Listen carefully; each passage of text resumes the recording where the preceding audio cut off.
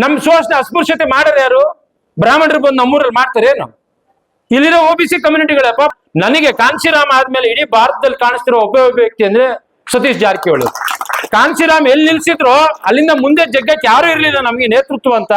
ಸತೀಶ್ ಜಾರಕಿಹೊಳಿ ಅವರು ಅದನ್ನ ಮಾಡ್ತಿದ್ರು.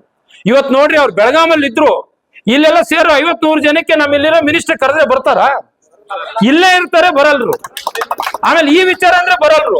ಅಲ್ಲಿಂದ ಇಲ್ಲಪ್ಪ ನಮ್ ಜನ ಏನೋ ಮಾಡ್ತಿದ್ದಾರೆ ಅಂತ ಹೇಳಿ ಶಿರಾಗ್ ಬಂದು ಶಿರಾದಿಂದ ಆರಾಮಾಗಿ ಅಲ್ಲಿದ್ದು ಒಂದ್ ಮೆಸೇಜ್ ನನ್ಗೇನೋ ತುಂಬಾ ಕಷ್ಟ ಇತ್ತು ಅಂದ್ರೆ ಮುಗಿದೋಗಿತ್ತು. ಆದ್ರೆ ಅವನ್ನೆಲ್ಲೂನು ಮೀರಿ ಬರ್ತಿದ್ದಾನೆ. ಅವ್ರೊಳಗೊಂದು ಬದ್ಧತೆ ಇದೆ. ನಾವು ಕರ್ನಾಟಕದಲ್ಲಿ ಒಂದು ಭವಿಷ್ಯವಾಗಿ ಅವ್ರನ್ನ ನೋಡ್ತಿದೀವಿ. ನಾವು ಅವ್ರನ್ನ ವ್ಯಕ್ತಿಯಾಗಿ ಅನ್ನೋದಕ್ಕಿಂತ ಅವ್ರ ಆಲೋಚನೆ ಕ್ರಮಗಳನ್ನ ಪ್ರೀತಿಸ್ತಿದೀವಿ, ಬೆಳೆಸ್ತಿದೀವಿ. ಅವ್ರೆಲ್ಲರಿಗೂ ಬೆನ್ನೆಲುಬಾಗಿ ನಿಲ್ತಿದ್ದಾರೆ. ಹಂಗಾಗಿ ಇವ್ರು ಇದಾರೆ ಅನ್ನೋ ಒಂದು ಶಕ್ತಿ ನಮ್ ಮುಂದೆ ಇನ್ನೂ ಹೆಚ್ಚು ಬರ್ಲಿ, ಇನ್ನೂ ಹೆಚ್ಚು ನಮ್ ವಿರುದ್ಧ ನಾವು ಹೋರಾಡೋದನ್ನ ನಿಲ್ಲಿಸ್ಬೇಕು. ನಮ್ ಶತ್ರು ಅವನಿದಾನೆ, ಅವನ್ ದಿಕ್ ತಪ್ಪಿಸ್ಬೇಕು ಅಂತ ಹೇಳಿ ಡಿಸೈನ್ ಮಾಡ್ಬಿಟ್ಟಿದ್ದಾರೆ. ನಮ್ಮ ಸ್ವಾಭಿಮಾನವನ್ನ ಕುಗ್ಸಿದ್ದಾರೆ, ನಮ್ಮೊಳಗೆ ಭಯ ಉತ್ಪಾದನೆ ಮಾಡಿದ್ದಾರೆ. ನಮ್ಮತನ ಇಲ್ಲ ನಮ್ಮ ಹತ್ರ. ನಮ್ಮ ಮನೇಲಿ ಏನಾಗ್ಬೇಕು ಅಂತ ಯಾರು ತೀರ್ಮಾನ ಮಾಡ್ತಾರೆ? ನಾವ್ ತೀರ್ಮಾನ ಮಾಡ್ತೀರಾ? ನಮ್ಮ ಮನೇಲಿ ಯಾವಾಗ ಮದುವೆ ಮಾಡ್ಬೇಕು, ಯಾವಾಗ ಬಾಗಿಲು ಇಡಬೇಕು, ಯಾವ ಕಡೆ ಇಡಬೇಕು, ನಮ್ಮ ಮಗುಗೆ ಹೆಸರು ಇಡಬೇಕು ಯಾರು ಮಾಡ್ತಾರೆ? 2000-3000 ವರ್ಷಗಳಿಂದ ಅವ್ರು ಏನ್ ಹೇಳ್ತಾರೋ ಅದನ್ನೇ ಮಾಡ್ತಾರೆ. ಭಯ ಹುಡ್ಸ್ಬಿಡೋದು, ಹಿಂಗ್ ಮಾಡಿದ್ರೆ ಹಿಂಗಾಗತ್ತೆ ಅಂತ. ನಾವೆಲ್ಲ ಭಯದಲ್ಲೇ ಬದುಕೋದು. ನಾನು ಇಲ್ಲಿ ಜೋರಾಗಿ ಚಳುವಳಿ ಸಂಘಟನೆ ಮಾತಾಡಿದ್ರೆ ನಮ್ಮ ಮನೆಗೆ ಹೋಗಿ ನೋಡಿದ್ರೆ ನಮ್ಮ ಅಮ್ಮ ನಮ್ಮ ಅಪ್ಪ ಮಾಡೋ ಪರಿಸ್ಥಿತಿ ನೋಡಿದ್ರೆ ಏನಂತ ಅರ್ಥ ಆಗತ್ತೆ. ಯಾಕೆ ಅವ್ರು ಗೆಲ್ತಾರೆ ಅಂದ್ರೆ ನಮ್ಮ ಮನೆ ಒಳಗೆ ಅವ್ರು ಇದ್ದಾರೆ. ಇವತ್ತೇನಾದ್ರೂ ನಾ ಇಲ್ಲಿ ನಿಂತಿದ್ದೀನಿ ಅಂದ್ರೆ ಸಂವಿಧಾನವನ್ನು ಓದಿದ್ದಕ್ಕೆ, ಅಂಬೇಡ್ಕರ್ನ ಅರ್ಥ ಮಾಡ್ಕೊಂಡಿದ್ದಕ್ಕೆ ನಾನು ಇಲ್ಲಿ ಸಾಧ್ಯ ಆಗಿದೆ. ನಾವ್ ಯಾವ್ದೋ ಊರಿಂದ ಬಂದು ಬೆಂಗಳೂರಲ್ಲಿ ಲಕ್ಷ್ಮೀಪತಿ ಸರ್ ನಿಮ್ ಕೋರ್ಸ್ ಡೈರೆಕ್ಟರ್ ಇದ್ದಾರೆ. 8 ವರ್ಷ ಅವ್ರ ಮನೆಯಲ್ಲೇ ಊಟ ತಿಂದು ಅವ್ರ ಮನೆಯಲ್ಲೇ ಬೆಳೆದಿದ್ದು. ಬೆಂಗಳೂರಲ್ಲಿ ನಾನು ಯಾರು ಇಲ್ಲದೆ ಇದ್ದಾಗ ನೀನು ಒಬ್ಬ ಹುಡುಗ ಬಾ ನಮ್ಮ ಮನೇಲಿ ಇರೋ ಅಂತ ಅವ್ರು ಬಸ್ ಹತ್ತಿ BMTC ಬಸ್ಸಲ್ಲಿ ಕಾಲೇಜ್ಗೆ ಹೋಗ್ತಿದ್ರು. ಅವ್ರ ಗಾಡಿನ ನನಗೆ ಕೊಟ್ಟು ನೀನ್ ಕಾಲೇಜ್ ಯೂನಿವರ್ಸಿಟಿಗೆ ತಗೊಂಡೋಗು ಅಂತ ಕೊಡ್ತಿದ್ರು. ಸರ್ ಯಾಕೆ ಸರ್ ಹಿಂಗೆ ಅಂದ್ರೆ, ನಾನು ಓದುವಾಗ ಬೇರೆಯವರೆಲ್ಲ ಗಾಡಿ ತರ್ತಿದ್ರಮ್ಮ, ನನಗೆ ಗಾಡಿ ಇಲ್ಲ ಅಂತ ತುಂಬಾ ನೋವಾಗ್ತಿತ್ತು. ನಾನಾದ್ರೂ ಮಾಡಕ್ಕಾಗಿಲ್ಲ, ನೀನ್ ತಗೊಂಡೋಗಮ್ಮ. ಆಕ್ಚುಲಿ ಅವರ ಆಲೋಚನೆ ಕ್ರಮವನ್ನೇ ನಾವು ಮುಂದುವರಿಸ್ತಿರೋದು. ನನ್ನೆಲ್ಲ ಸ್ನೇಹಿತರಲ್ಲಿ ಇರೋದ್ರಿಂದ ಹೆಚ್ಚು ಮಾತಾಡಲ್ಲ. ಒಂದಂತೂ ಸತ್ಯ, ನಮ್ಮೊಳಗೆ ಒಬ್ಬ ಅಂಬೇಡ್ಕರ್ನ ಬೆಳೆಸಬೇಕಾಗತ್ತೆ. ಪ್ರತಿ ವ್ಯಕ್ತಿ ಒಳಗಡೆ ಒಬ್ಬ ಅಂಬೇಡ್ಕರ್ ಬೆಳಿಬೇಕಾಗತ್ತೆ. ಆಲೋಚನೆ ತಲುಪಿಸೋದಲ್ಲ, ನಾವು ಅಂಬೇಡ್ಕರ್ ಆಲೋಚನೆಗಳು ಇನ್ನಷ್ಟು ಬೆಳೆಸಬೇಕಾಗತ್ತೆ, ಕಟ್ಟಬೇಕಾಗತ್ತೆ. ಮತ್ತೆ ಸರ್ ಏನ್ ಎತ್ತಿದ್ರು ಪ್ರಶ್ನೆ, ನಾವು ಇವತ್ತಿನ ದೊಡ್ಡ ಆತಂಕ ಇರೋದು ಏನಿದೆಯಲ್ಲ OBC ಕಮ್ಯುನಿಟಿಗಳಿಂದ. OBC ಕಮ್ಯುನಿಟಿಗಳಿಗೆ ಸಂವಿಧಾನ ಅರ್ಥ ಮಾಡಿಸ್ಬೇಕು. ಅಪ್ಪ ನಮ್ಮನ್ ಬಾಗ್ಲಲ್ಲಿ ನಿಲ್ಲಿಸ್ತಾರೋ, ನಿನ್ನ ಗರ್ಭಗುಡಿ ಬಾಗ್ಲಲ್ಲಿ ನಿಲ್ಲಿಸ್ತಾರೋ, ನಿನಗೂ ಅಲ್ಲಿ ಇದೆ ಅನ್ನೋದನ್ನ ಅರ್ಥ ಮಾಡಿಸ್ಬೇಕು. ನೀನೇನು ಒಳಗೆ ಬಿಟ್ಕೊಳ್ಳಲ್ಲ, ಅವರು ಅಲ್ಲಿವರೆಗೂ ನಿಲ್ಲಿಸ್ತಿದಾರಪ್ಪ. ನಿನಗೂನು ಅಸ್ಪೃಶ್ಯತೆನೇ ಆಚರಣೆ ಮಾಡ್ತಾರೆ, ನೀನ್ ಯಾಕೆ ಅಲ್ಲಿಗೆ ಹೋಗ್ಕೊಳ್ತೀಯ, ನೀನ್ ಇಲ್ಲಿರು. ಆಮೇಲೆ ನಮ್ಗೆ ಇನ್ನೊಂದು ದೊಡ್ಡ ಸಮಸ್ಯೆ ಏನಾಗಿದೆ ಅಂದ್ರೆ ಅವಕಾಶಗಳು ತುಂಬಾ ಕಡಿಮೆ ಆಗ್ತಿದಾವ್ ದಿನ ದಿನ. ಅದಕ್ಕೆ ಸ್ಪರ್ಧೆ ತುಂಬಾ ದೊಡ್ಡ ಪ್ರಮಾಣದಲ್ಲಿ ಬರ್ತಿದೆ. ಇವತ್ತು ದೊಡ್ಡ ಸಮಸ್ಯೆ ಇರೋದು ಒಳಗಡೆ ಕುದಿತಾ ಇರೋದು ಏನಂದ್ರೆ ಅವಕಾಶಗಳು ಸಣ್ಣವಾಗ್ತಿದಾವೆ. ಹೆಚ್ಚು ಜನ ಓದಿ ಶಿಕ್ಷಣ ಪಡೆದು ಮುಂದೆ ಬರ್ತಿದ್ವಿ. ನಮ್ಮ ಮತ್ತೆ ದೊಡ್ಡ ಸ್ಪರ್ಧೆ ಇದೆ, ಅದು ನಮ್ಮನ್ನು ಇಷ್ಟನಷ್ಟು ಒಡೆದಾಗ್ತಿದೆ. ಹಂಗಾಗಿ ಅವಕಾಶಗಳನ್ನ ಹೆಚ್ಚಿಸ್ಕೊಳ್ಳೋದ್ರ ಬಗ್ಗೆನೂ ಯೋಚನೆ ಮಾಡ್ಬೇಕು. ಹಂಗಾಗಿ ಅಂಬೇಡ್ಕರ್ ಬೆಳಿಬೇಕು. ನಮ್ಮಲ್ಲಿ ಬರೀ 2% ಉದ್ಯೋಗಗಳು ಕರ್ನಾಟಕದಲ್ಲಿ, 7 ಕೋಟಿ ಜನ ಸ್ಪರ್ಧಿಗಳು.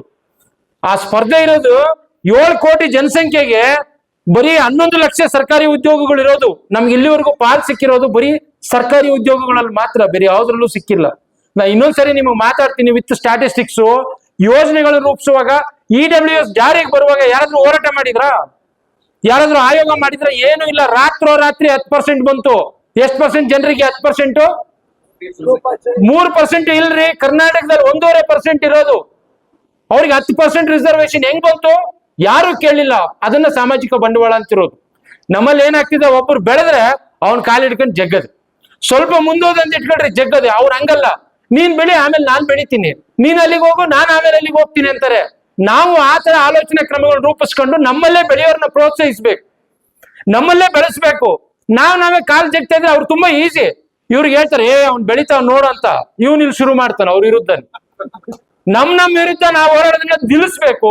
ನಮ್ ಶತ್ರು ಅವನಿದಾನೆ, ಅವನ್ ದಿಕ್ ತಪ್ಪಿಸ್ಬೇಕು ಅಂತ ಹೇಳಿ ಡಿಸೈನ್ ಮಾಡ್ಬಿಟ್ಟಿದ್ದಾರೆ.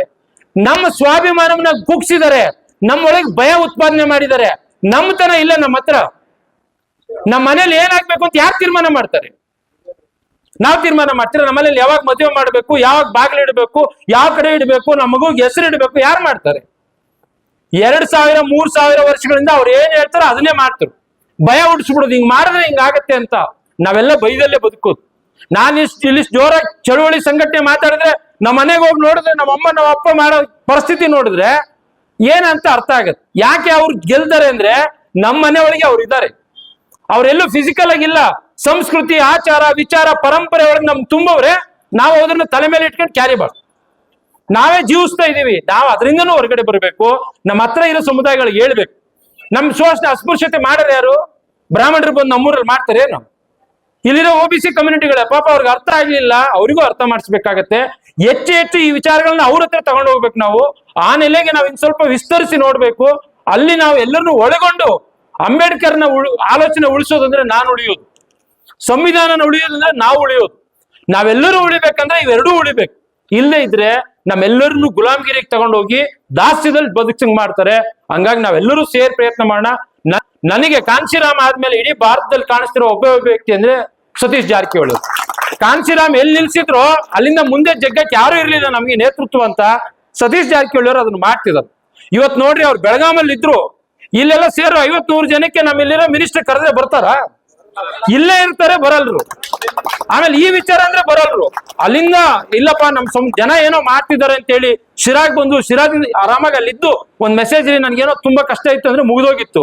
ಆದ್ರೆ ಅವನ್ನೆಲ್ಲವನ್ನೂ ಮೀರಿ ಬರ್ತಿದ್ದಾನೆ. ಅವ್ರೊಳಗೊಂದು ಬದ್ಧತೆ ಇದೆ. ನಾವು ಕರ್ನಾಟಕದಲ್ಲಿ ಒಂದು ಭವಿಷ್ಯವಾಗಿ ಅವ್ರನ್ನ ನೋಡ್ತಿದೀವಿ. ನಾವು ಅವ್ರನ್ನ ವ್ಯಕ್ತಿಯಾಗಿ ಅನ್ನೋದಕ್ಕಿಂತ ಅವ್ರ ಆಲೋಚನೆ ಕ್ರಮಗಳನ್ನ ಪ್ರೀತಿಸ್ತಿದೀವಿ, ಬೆಳೆಸ್ತಿದೀವಿ. ಅವ್ರೆಲ್ಲರಿಗೂ ಬೆನ್ನೆಲುಬಾಗಿ ನಿಲ್ತಿದ್ದಾರೆ. ಹಂಗಾಗಿ ಇವ್ರು ಇದಾರೆ ಅನ್ನೋ ಒಂದು ಶಕ್ತಿ ನಮ್ ಮುಂದೆ ಇನ್ನೂ ಹೆಚ್ಚು ಬರ್ಲಿ, ಇನ್ನೂ ಹೆಚ್ಚು ಹೆಚ್ಚು ಈ ಆಲೋಚನೆ ಕ್ರಮಗಳು ತಗೊಂಡೋಗೋಣ. ಏನ್ ಸುರೇಶ್ ಗೌತಮ್ ಹೇಳಿದ್ರು, ಮನೆ ಮನೆಗೆ ಸಂವಿಧಾನವನ್ನ ನಾವು ಮುನ್ನಡೆಸಬೇಕಾಗತ್ತೆ, ಮನೆ ಮನೆಯೊಳಗೆ ಆಲೋಚನೆಗಳನ್ನು ರೂಪಿಸ್ಬೇಕಾಗತ್ತೆ. ಆ ಕಡೆ ಕೆಲಸ ಮಾಡೋಣ. ಕ್ಷಮೆ ಕೇಳ್ತಾ ಅವಕಾಶಕ್ಕಾಗಿ ಧನ್ಯವಾದಗಳು.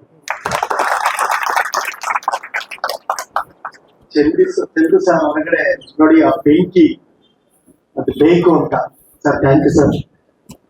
ಅವ್ರಿಗೆ ನಾವೆಲ್ಲರೂ ಪರವಾಗಿ ಧನ್ಯವಾದಗಳನ್ನ ಅರ್ಪಿಸ್ತೀನಿ.